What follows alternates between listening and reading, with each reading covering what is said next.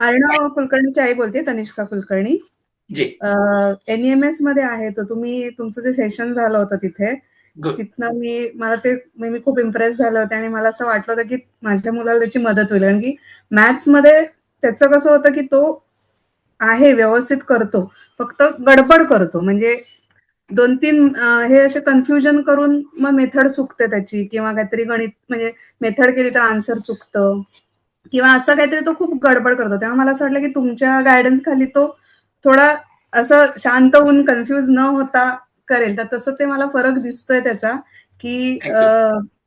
म्हणजे मॅथ्स करायला आवडायचं त्याला, नाहीच नाही, पण खूप गडबड, खूप म्हणजे असं सिल्ली मिस्टेक्स आणि व्हायच्या पेपर्समध्ये. मला टीचर येऊन सांगायच्या की ह्या गोष्टी त्याच्याकडनं नाही व्हायला पाहिजे, तर आता खूप सिली मिस्टेक, कारण तो गडबड करतो. पण आता इथे तुम्ही जेव्हा वर्कशीट सोडवून घेत असता, तेव्हा मी इथेच त्याच्याबरोबर बसलेली असते. जी. तेव्हा मी पाहिलं की तो पहिल्या स्टार्टिंगला त्याच्या 1-2दा असे त्यांनी गडबडीत तुम्हाला आन्सर पाठवले किंवा चुकलं किंवा काय झालं. पण मग नंतर त्याला ते जाणवलं की आपण खूप गडबड करतोय.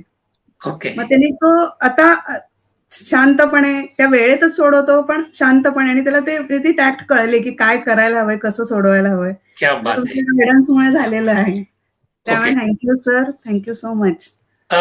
तुम्हाला वाटतंय का मॅडम की तो जो सिली मिस्टेक, हा सिली मिस्टेक करण्याचा प्रॉब्लेम भरपूर मुलांकडे आहे. हो, हो. पालक नेहमी मला त्या बाबतीत कंप्लेंट करत असतात.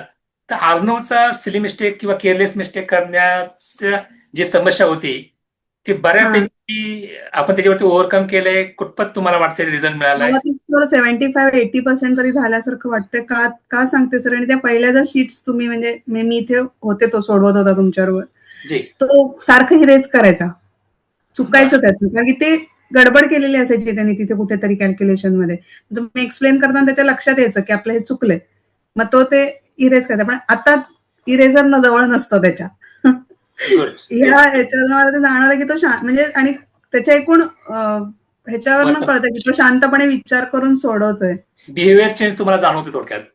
हा, येस सर, मला तर डेफिनेटली जाणवतोय. म्हणून मी म्हणलं कधी तुमचं पेरेंट सेशन काय आहे, कधी तर मला बोलायचंय. मी तर सांगितलं होतं मला सरांना सांगायचंय की खरंच खूप थँक्यू की त्याचं म्हणजे जो सिली मिस्टेक करण्याची जी आहे टेंडन्सी, ती कमी व्हायला लागली. खूपच डिफरन्स जाणवलाय मला. तो शांतपणे करतो.